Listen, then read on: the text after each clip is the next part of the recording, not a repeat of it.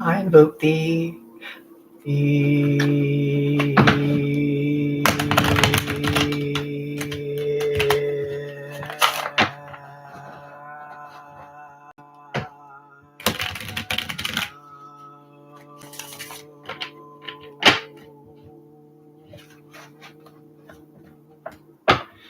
That thou wilt send to the great angel that is set over the operations of this great wisdom, to lay his hand invisibly on these consecrated cards of art, that thereby we may obtain true knowledge of hidden things, to the glory of thine ineffable name.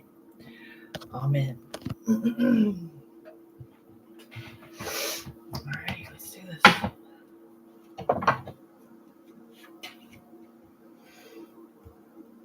It's kind of dark. I might turn the lights on so that we can see, but I'm going to get all the cards out on the table first.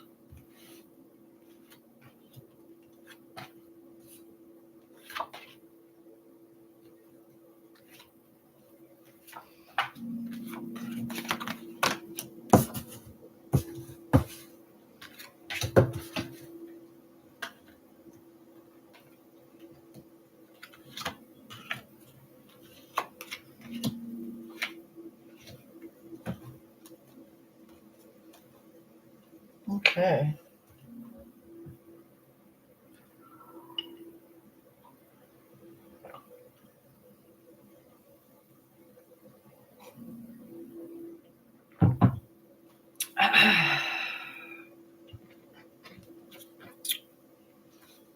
Let's see what we have here.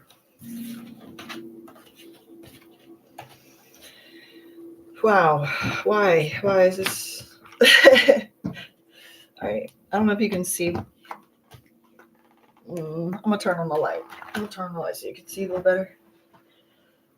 The first thing I can say is, are we enjoying our transformation?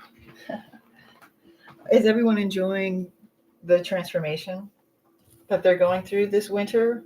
Is everyone enjoying the transformation?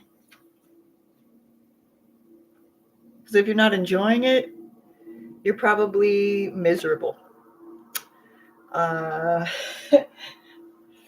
myself am enjoying it. It is sometimes bringing me to the point where I feel as if I can't go on, but I'll live. Oh, I will live, and I will live with a ferocity that, and a fire that, it's right under me. It's within myself. It's within my surface. So we got the Magus, the Aeon, and the Hanged Man in the center of the spread. 3 major arcana cards. You are at the moment of utter transformation. Brace yourself. Well, it's too late to brace yourself, so hopefully you have already. That's I mean, hopefully you have braced yourself. Hopefully you are enjoying your transformation. Okay? Because it's here. And if you're not doing the things that you should do to transform, that's not even an option. That's not even here. That's not even here. So let me give you encouragement with that by saying that even if you think that you haven't been doing a transformation, that you think you're falling apart, which really isn't indicative here. There's nothing about the ruin is not here or anything, but even if you think you don't know what's on the other side and all of that, you're doing it. You are transforming. Okay, you're transforming right now, so you need to treat yourself as such. Anything that you wish to do, you've learned the importance of your will.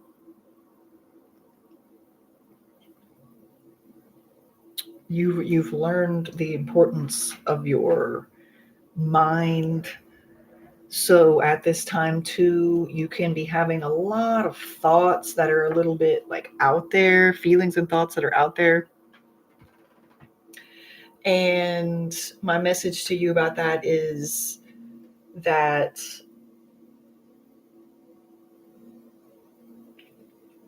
you have to be very careful as you traverse this doorway on every single thought that you allow. Every single, let me put it in the right order. Every single thought that you allow to pass through your mind right now. Every single thing that you allow to pass through that doorway. Every single thought that you have, lately, you need to monitor carefully the status quo. Your status quo is completely being uprooted and transforming into what you wish it to be. That is, that's amalgamous. That's, you know what I mean? This stuff is enigmatic. Okay? The enigma. You are in the enigma at the moment. Breathe, okay? It's not supposed to feel comfortable right now. You are doing something that is life altering. You are in the middle of something that is life altering. You are in an enigma of your will. You are pushing your will through reality. That is an enigma. You are doing it. Keep fucking doing it, okay? You're doing it. You are transforming. You're going through this doorway. And when you change in this way, there is no possible way that you can backtrack. There is no way that you can return back to your former dimensions. Once you cross this threshold with the Aeon, there is no way that you can return back to who you used to be. You won't even be able to be that person. That's why it's taking so long. That's why it feels like it's not happening, because it's so subliminal, the doorway that you're passing through. And that's why you've got to get on, you got to be alone, and you've got to quiet down, and you've got to pay attention to what's influencing you, and you need to pay attention to your thoughts and how your thoughts are influencing you, because as you go through this doorway, the state that you're in as you go through the doorway will crystallize into the next form of who you're going to be. Keep yourself light. Keep yourself suspended in the slight discomfort of lightness. Do you understand what I'm trying to say right now? The discomfort that being in the light brings you. Keep yourself there, because you're going through this doorway and you need to be untethered. You don't need to be weighed down by anything else except that Ankh right now. The Ankh is the only thing that should be weighing you down. And it's not really weighing you down. It's the only freaking thing that you're hanging on by a thread, actually. So the thing that you think is weighing you down is actually the thing that you're hanging on to by a thread right now. So let's adjust our perspective, huh? Let's adjust our perspective and see that the thing that we're hanging on to by a thread is actually right. We're hanging on to that by a thread. So let's try to thicken the thread, right? Instead of just feeling uncomfortable. No. So I'm hoping to see a lot of earth through here, because we want to see that your earth has absorbed foundation. We want to see foundation here, because these three energies are so strong that we really need to see foundation in the rest of the spread. So, excuse me, move this around. I'm going to try and get through this a little quicker today as well. And also, I do want to say really quick that anyone's watching, I tried to do your reading on the 29th, because I set the dates to be a certain day up to a certain day, and then I tried to do it on that day. So guess what? On that day, the internet cut out, and the reading, I had to nix it. So there was one person watching that reading when I was streaming it. Thank you very much for being there on that day. And then yesterday, when I tried to do your read, or I didn't even try, because the internet was down at my house all day. Okay. So I just wanted to say that hopefully we can get through this today without any problems. The internet will not go out, and everything will be just fine. Okay. If the internet goes out, well, I'm going to have to upload it again. Okay. So, and I won't be able to upload. The thing when the internet goes out, I'm not able to upload it. I have to just delete it and then do a whole new video. Okay, so that's what we're doing here.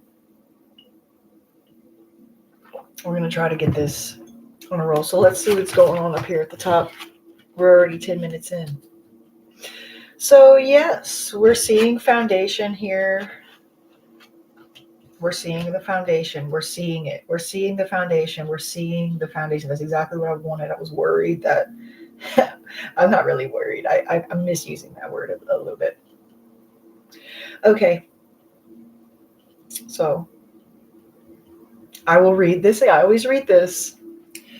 Cards 13, 9, 5, 4, 8, and 12 in the upper left and in the upper right indicate two potentials for the future. Okay. They may complement each other, in which case the cards on the upper left are a development of the cards on the upper right. That's if they complement. They may conflict. Okay. The cards on the upper right then are considered to be the direction that things will go in unless you take this course of action. Okay. So based on that,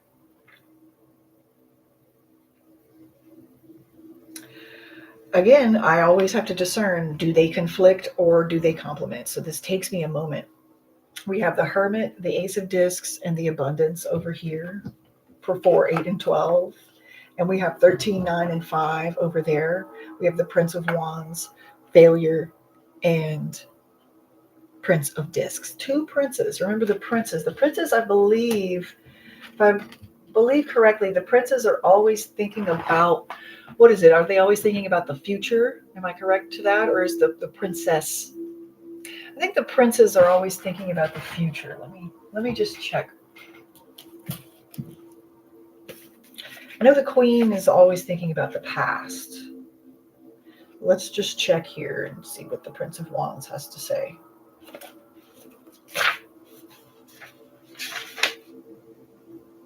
Yeah, I think they think about the future a lot. That's what I thought.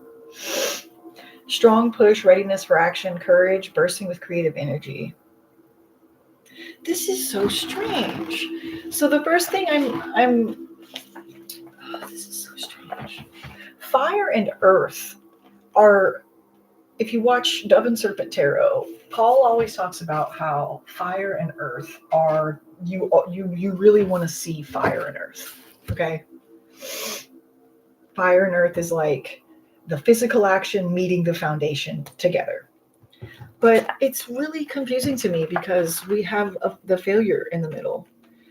And I'm not sure what, because even if this was like an actual failure, it really should be here, because this would be the way that things would turn out if you didn't change. So it's like, based on the spread, right? This is what the events will be if you don't go this way, right? And so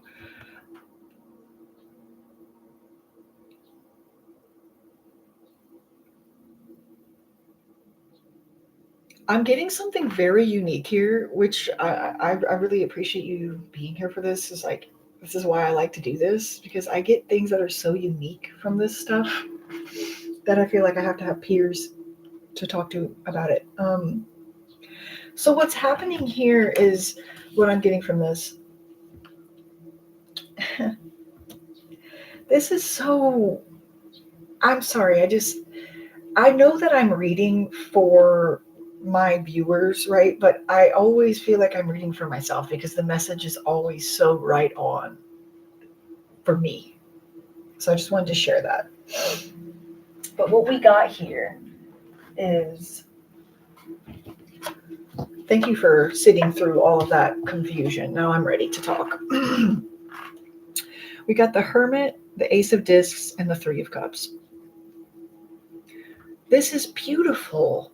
You're finally realizing your root, you're really, really, it's real this time. Like, that's the only way I could say it. It's like, it's real to you this time.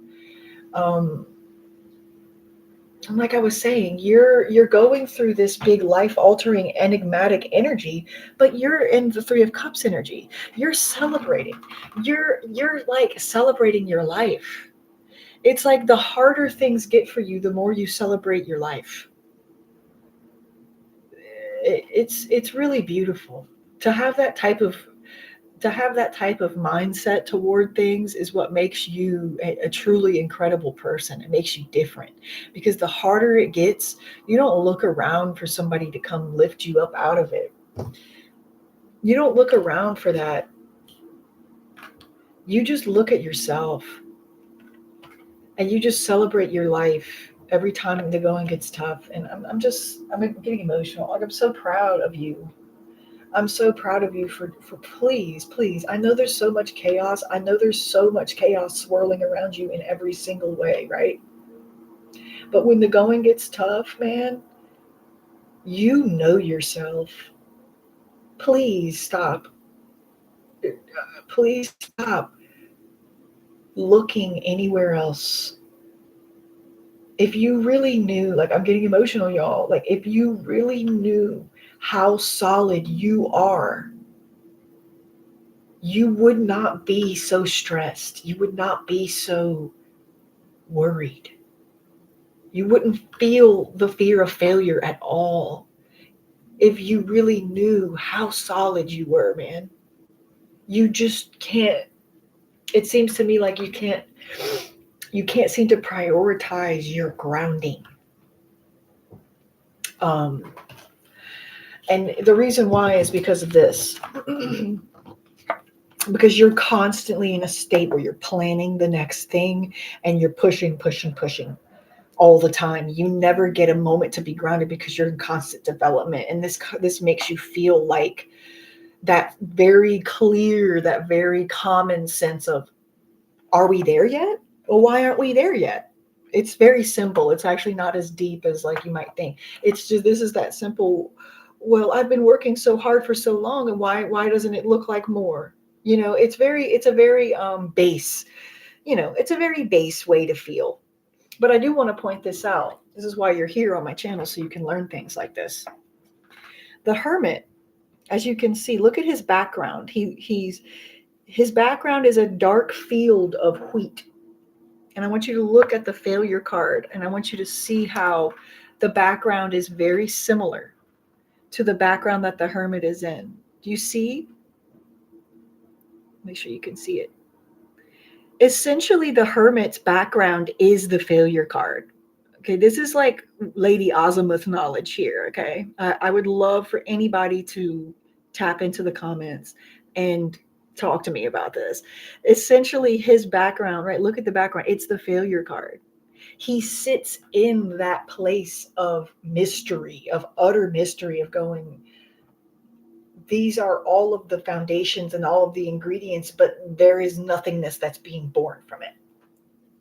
Right? Or even chaos, right? Chaos, nothingness. Chaos and nothingness can look very similar. So we're going to talk about this here. We're going to talk about this now. Chaos and nothingness can look very similar, or chaos and like not the result we want. But don't you ever forget that there is so much fertility. This is just fertility.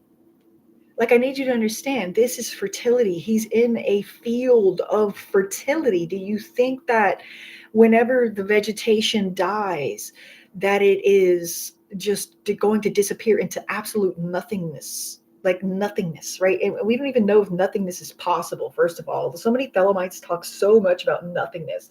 And I don't even know if nothingness is possible. So don't even get me started on that kind of thing, right? Okay. This is what I'm talking about right here. When the vegetation dies, guess what happens? It forms sulfur. It forms fermentation. It forms different gases. It forms different oils and gases and sulfites and things, right? getting even more complex and rich. Like think of a wine. Think of a deeply complex, rich wine. That's what you've got here. The unfortunate thing is that you seem to be maybe drowning in your wine a little bit, based on how it feels. And it's not sadness or anger or any type of tumult. It's not that at all. It's simply like a drowning in the wine, as in like, oh my goodness, this cup is a little too big for me to hold. We've got so many projects and things on our plate as usual that it feels like we can't get a grip on our sense of groundedness because our mind, see, notice how there's no swords here? Our mind is being suffocated. Our actual clear mind, right, is constantly being suffocated at this point. It's not even present. The mind isn't even present. Which is that's what I'm trying to say. Like, so remember I was talking about grounding, how we weren't grounding, but also the mind isn't present.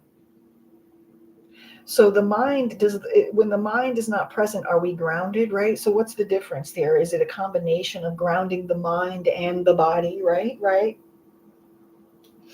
I can tell you that it is. It's a combination of grounding the mind and the body, right? So if the mind isn't present, the body just shows up feeling completely out of whack, right?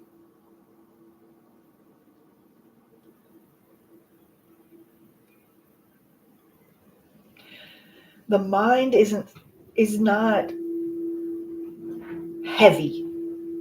The mind is too lightweight right now. The mind is not heavy, and that's what I was talking about, you monitoring your thoughts very closely. The body is very heavy right now, and the environment is very heavy right now of energy, but the mind is not matching it. The mind is not showing up going, I'm laser focused, here's what my plan is, here's what I was going to do. Now, that's not to say that you're not getting anything done, but the thing that you really want to do, your ambition, right? You're having trouble doing it. You're having a little bit of trouble with it because of this. Because you're teetering. You're helter skelter a little bit, and that's okay. You went through a lot of shit. I think that the more time goes on, the more firm you will become in your mind, right? The more time goes on, it takes, they say it takes 21 days to solidify a habit. So let me give you this very clear advice, right? 23 minutes in, and I'm finally giving you the first piece of advice. What I need you to do is to consciously set a timer, okay, for your practices of the mind. You're not doing it efficiently enough. That's what I'm getting from this. You're not efficiently enough breaking through to the mechanism of exercising the mind. The body is taking over, the environment is taking over a little bit. That's okay because you're still doing something really great. But if you go through this doorway without being balanced, you're just going to go through the doorway and still be hanging in there. You're still going to be doing time. All right. You're still doing time. But I'm telling you, we want to get to the point where we feel like we're not doing time anymore. Okay. But that's not really up to us.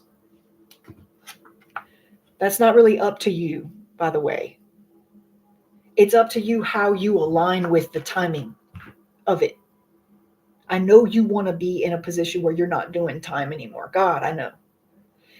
But you can't control when that's going to happen because it has a lot to do with the environment and circumstances and the world at large with the aeon, right?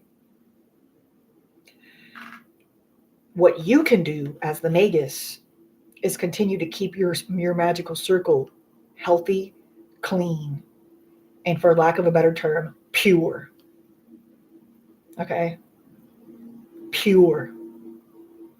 Focused. What I need you to do is put a timer on when you feel your mind, you're literally right about to break through to the point where you can keep track of what's going on in your head and actually control what you think about when you think about it. Okay, I'm not kidding. I know that seems like it's impossible, that you will never be able to control what you think about when you think about it, but you're actually right there. And this is the one piece of advice that's going to help you control what you want to think about and when you want to think about it and how long you want to think about it and what voice gets to take a space up there.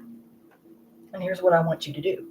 Whenever you do your practices that you do, I know you meditate, I know whatever it is that you do, where you breathe and you clear your mind and you tell all of the ideas to stop, you tell all of the images to stop, you tell all of the emotional processing to stop, and you just let yourself breathe and you just focus on the breath, right? When you do that, I need you to set a timer for it and do it. And then every time you do it again, I need you to go 1 minute longer. And then I need you to go 1 minute longer. And I need you to go 1 minute longer. And I need you to keep doing that, okay? You have to actually practice the mind like an exercise. That's what's going on here, okay? Because then the swords could show up. You're in a wonderful, wonderful, wonderful position. And you're going through all these changes and you're taking it on the chin excellently. But what you need to do, all you need to do, is practice stilling the mind fully. You're right there. And also you will sleep when you start mastering this. 21 days, or I just said 21 days. Do this for 21 days. That's what I want you to do. Go for 4 minutes of meditation. Then the next day go for 5. Then the next day go for 6. Then 7. Then 8. Then 9. I need you to do this for 21 days so that you can change the way that your brain functions within itself. Okay? So that you can ground your mind as well as your body. Right? Because it's no use grounding the body if the mind isn't grounded. Right? You can go, do all the tapping. Right? We could do all the tapping and the square breathing and the yoga. We could do all that we want, make our body feel right, but then the mind's still going to be going a million miles an hour with different ideas, different premonitions, different sentiments. So that's what the issue is. Okay, and that's not really like super loud here yet, but I'm hoping that the bottom row will give confirmation to this. The loudest thing here on the table, to make it clear and give a quick summation before we move to the bottom row, okay, 28 minutes, that we are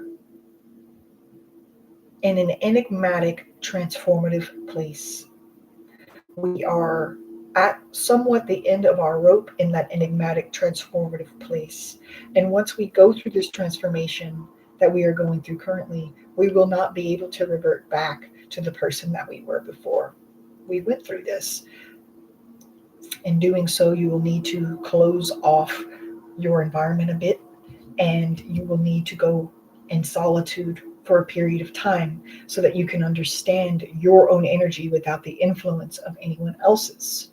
In doing this, you will have everything you need. You have everything you need emotionally, and you have everything you need in your environment. You have everything you need right now in your environment and in your emotions. You are solid in that. Okay. And then the issue over here is that you feel, as you're going through this, even though you have everything you need, you still feel like you failed, because you have so much of a desire to rush and plan, because this big world you're birthing, that you always go, are we there yet? Are we there yet? And you need to stop asking that. So that's another thing too that I'm going to add to that list of what I said about taking the time to do the meditation and set the timer for 1 more minute each day. Okay. When you find yourself thinking negatively, and I mean the way you think negatively, not the way normal people think negatively, your little special, weird, negative thinking that you get into, you stop in its tracks. You have to stop this in its tracks. You have to stop doing that in its tracks. That could be the part where you go in and then meditate for 1 minute longer. Maybe you go write down in your journal. Maybe you go for a walk, but whatever it is, when you find it's not even the feeling that our environment isn't, or that our physical environment, or like even the people who are in our environment, they're not there yet. Right. We're still all on our own, and we're just doing all this still. And we feel like we should have been further along at it. I'm not going to tell you that that's not valid, because that feeling that we should be further along than what we're at makes a person an incredibly motivated person. It makes a person incredibly disciplined. It makes a person have a secret kind of a drive to them. But here's the thing with that. I don't want that to drive you more than the abundance, than the light that you carry within your soul that's channeled from the heavens. That's one in a million. You are one in a million. You're one in a million. You're the only person who is like you. Right. And the fact that you have everything you need while you're experiencing this, I don't want the fact that you feel like you should be further along to stamp out this. Okay.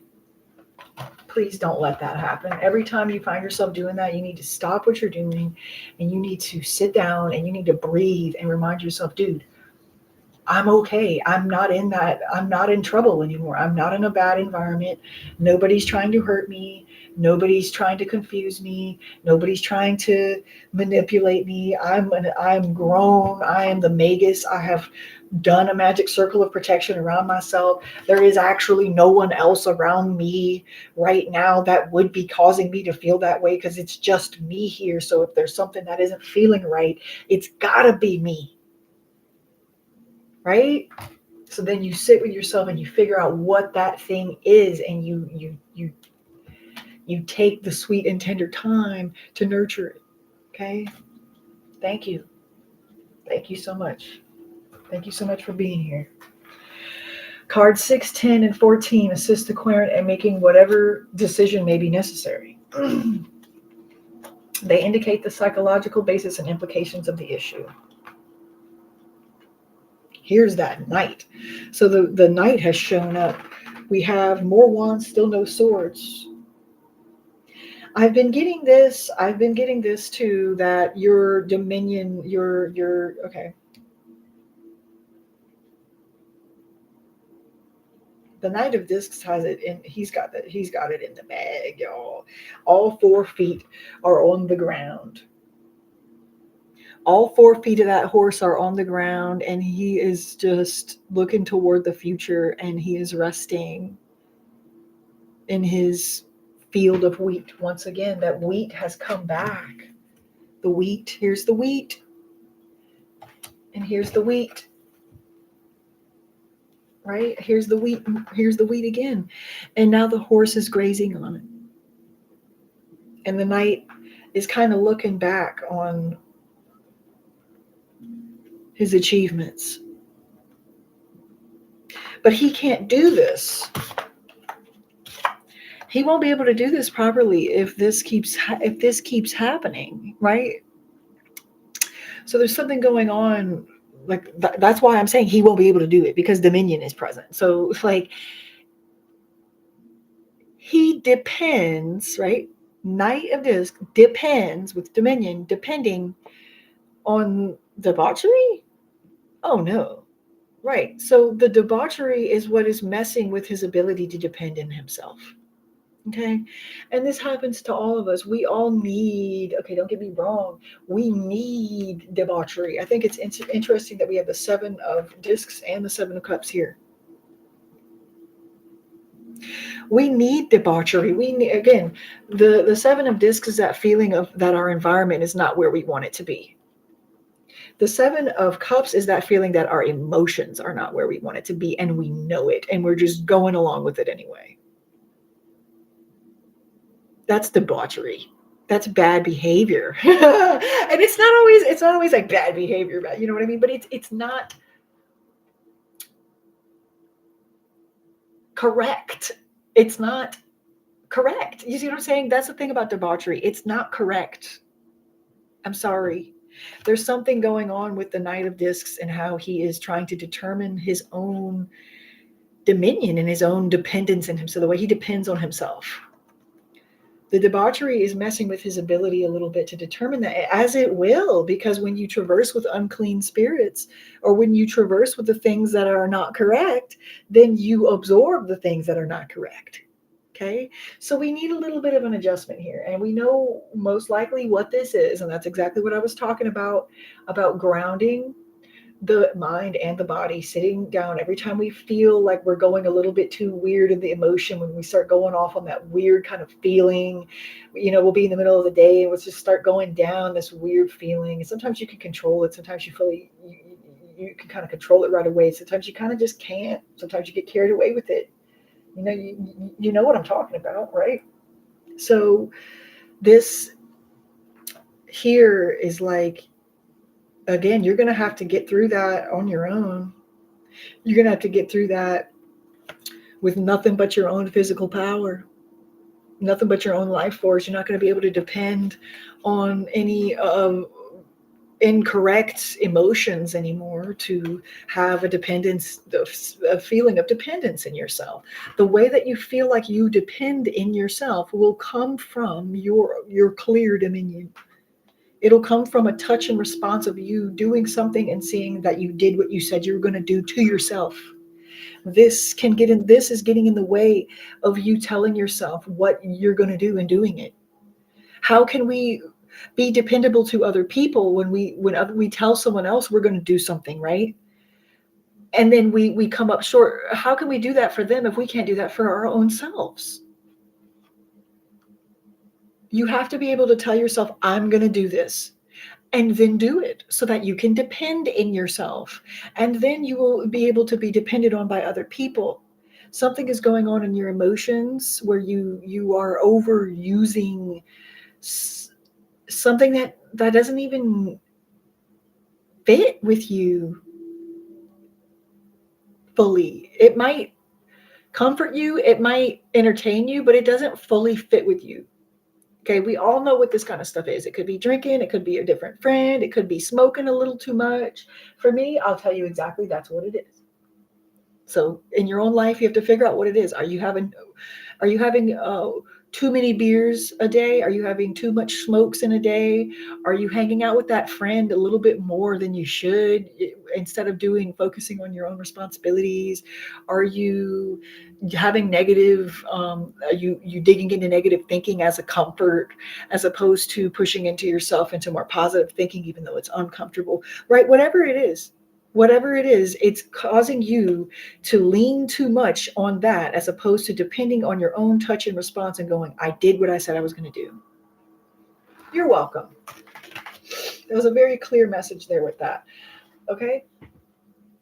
So these last cards here show the forces operating beyond the querent's control, destiny or karma, to which the querent can adapt.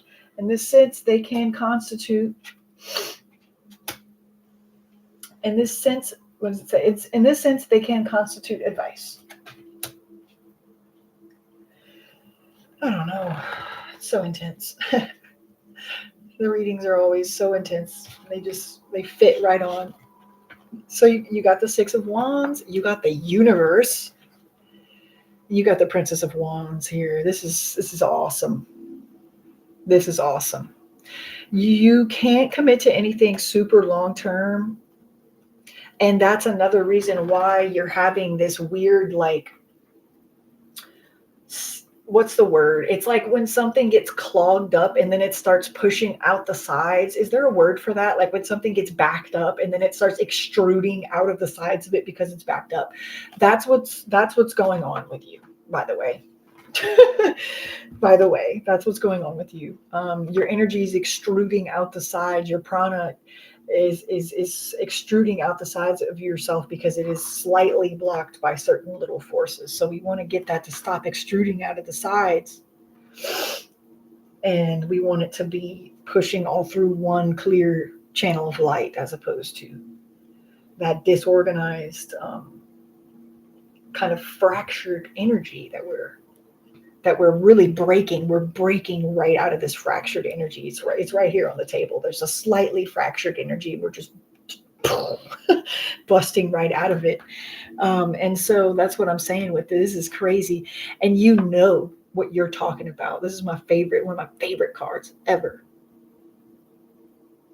In every aspect of you, of your reality, you see that this is the truth.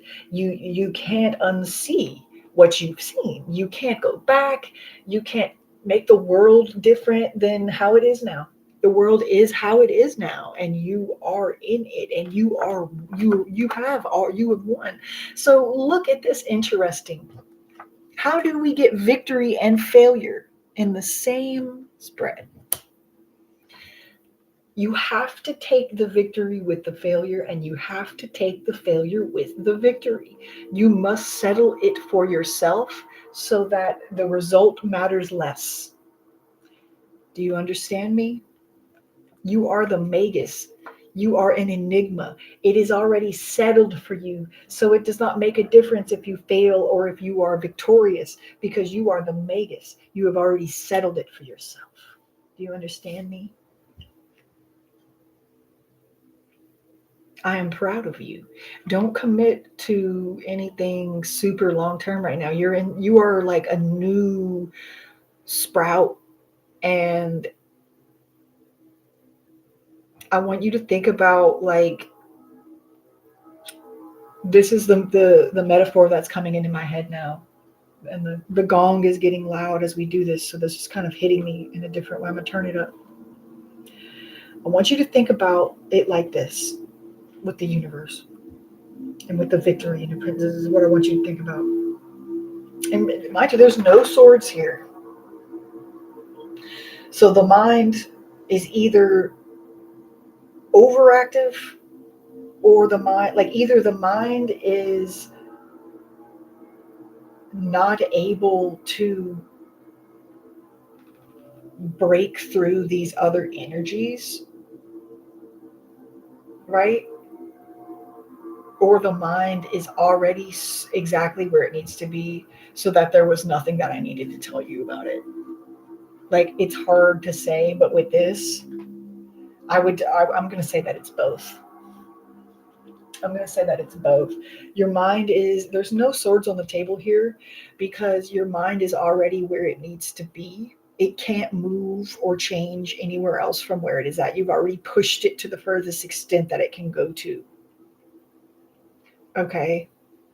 And in doing so, it's almost suffocated to the point where it can't keep growing. It can't breathe. Okay. So we need to ease down. That's what Paul from Devon Serpent says. We need to ease down on that a little bit. Okay. But what I was going to tell you about this, I want you to imagine it like this: that there's a garden or area, and you know how in the garden throughout the year, okay, the sun is going to hit different areas of the garden. It's going to, the sun moves, so the shadows, they move differently across your yard. So depending on where you plant the seed in the yard, the sun, the plant will absorb different amounts of sun and moisture throughout the year, and the plant will grow accordingly. Okay. With the universe, what I want you to understand is that in all of this whole spread, that where you plant that seed initially as it goes through the year matters. And let's say that you plant that seed in a way that you couldn't transplant it. Well, then you would just have to leave it to bear the freaking elements all year and be like, yeah, I can't uproot that seed. It's going to die. I could transplant it to that corner of the yard where it would get more shade, but I can't do that now because it's already done. Okay. That's the universe. That's the universe, and that's the aeon. You have both of them here. That's why I'm explaining it to you like this, because this is like intense. It matters what you do and how you do it. So with these two supporting cards, I will say that that's why I said that you can't commit to anything long term, because that's the equivalent of taking that seed, right, and putting it down in the garden somewhere where we could not transplant it. And then it wouldn't be able to be transplanted throughout the year and then move to a shadier, cooler place in the garden. If you disobey the princess. The Princess of Wands says, please don't do that to me. She says, please just put me in maybe a planter so that I can develop a little bit in this planter, so that I can see myself, I can see where I'm going, I can see what I'm doing before, and I can see that I'm actually developing the way that I want to. I can see that I do believe in myself. I can see that I did what I said I was going to do. I can see and I can trust myself. Now I'm ready to be put into the ground. Now I'm ready to be put into the ground, into a place where I don't have to worry about the sun beating down on me too much, because my roots have become strong. The water is deep within my roots. You understand? So that's what I'm getting here from this, is that you're in a place right now where you are figuring out where that seed is going, and where and how that seed is going to be planted, so that later on in the sequence of events, you will be able to trust the way that you're growing. You want to be able to trust your growth. And there's a thing right now on this table where you're not able to do that yet until you follow a certain set of challenges for yourself to hold yourself accountable. Okay. But that is a victory. Do you understand how much of a massive victory all of this is? It's massive. It's a massive victory, honey. It's a massive victory. This reading was incredible. I mean, let's see. We have 1, 2, 3, 4, 5 major arcana. We have lots of fire. We have lots of earth. And we have a couple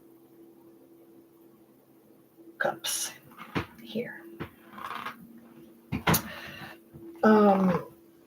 I like to say that the magus is sort of, he is the sword. You know what I mean? He, like that. Let's talk about that for a second. Since there's no air here on the table, I want you to understand this. The magus is air. He is the sword.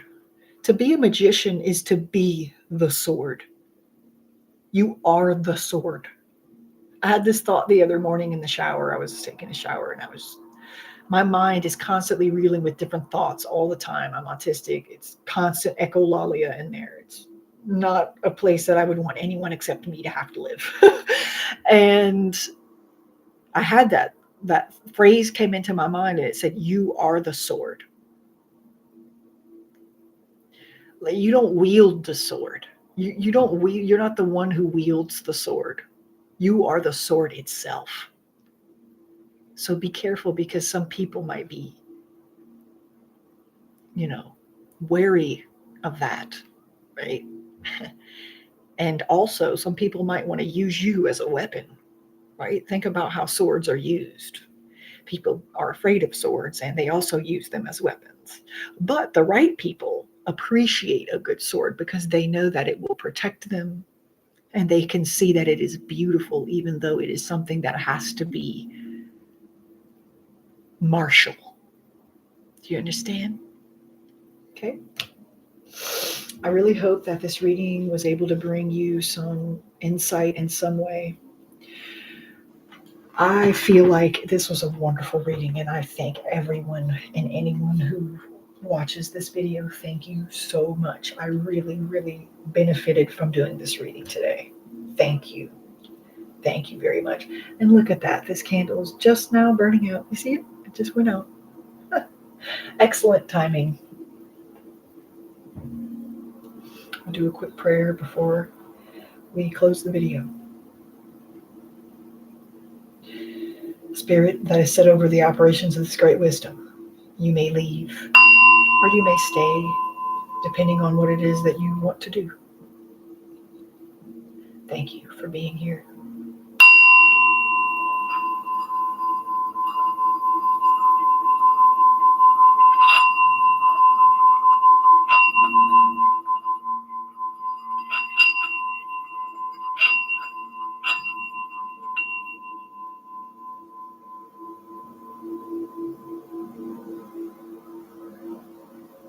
Until next time.